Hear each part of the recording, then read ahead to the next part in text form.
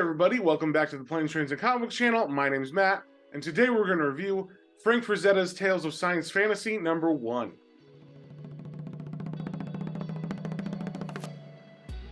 But before we get into that, if you guys wouldn't mind sharing, subscribing, commenting, it really helps me out and lets me know what you guys want to see more of. So, with that being said, let's get straight into it. Alright, we got the cover here for Frank Frazetta's Tales of Science Fantasy #1.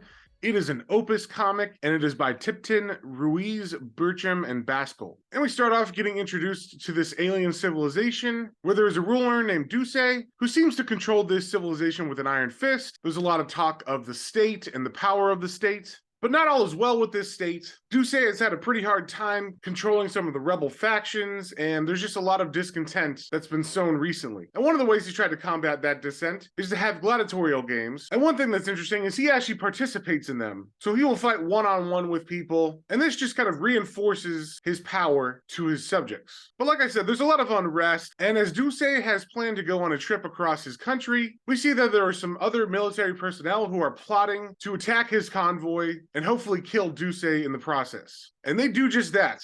They attack his carriage, Duce ends up surviving the blast, and he runs into the jungle where he prepares for a fight. And he prepared for a good reason because they do attack him. Even though there's 3 against 1, it seems Duce is just too skilled of a warrior, until it turns out that his attempted assassins brought a sniper with them. So this sniper bowman pulls back his arrow to land the killing shot, and that's where I'm going to stop it. I don't want to spoil anything else. So I didn't really know what this series was going to be about. I mean, I knew it was about Frank Frazetta's paintings, and they've been doing a lot of comics based on his paintings with the Opus comic book company. And I've actually enjoyed most of those. So I decided to give this one a shot. Like all the comics based on Frank Frazetta's paintings, there's no actual story from Frazetta. It is up to the writer to look at Frazetta's painting and build a story off of that. And I think the writer did a great job with this issue. It was pretty interesting because it comes from the point of view of the totalitarian dictator. So the whole time I was reading it, I was like, am I supposed to be siding with him? Because that seems kind of weird. And what that did was it kind of kept me on my toes and made me keep wanting to turn the page to see where exactly this was going to go. So kudos to the writer for that. Another thing I liked is that this is all one story. So issue 1 is self-contained. It doesn't need to go further. And I kind of like that because that's pretty rare for comics nowadays, where you can just pick up an issue and get a full story and not have to wait months and months and months for that storyline to complete. I thought the art was pretty good. I can't imagine how hard it is to interpret a Frank Frazetta painting and turn it into comic book art. I think all the action scenes were pretty cool. And I think everything flowed really well as far as the pacing and the panel layouts. So overall, I really like this comic. And by the end of it, I actually wanted to go back and read it again because, like I said, the way it's written, we're seeing all the events from the point of view of the fascist dictator. And since I was kind of thrown in cold to the story, there was definitely some stuff I probably missed where I didn't quite pick up on exactly what was going on. So I'm going to give this comic a 4 out of 5. By the last page, I really like this story and I think it was really well written. I love that it's a one-shot and a self-contained issue.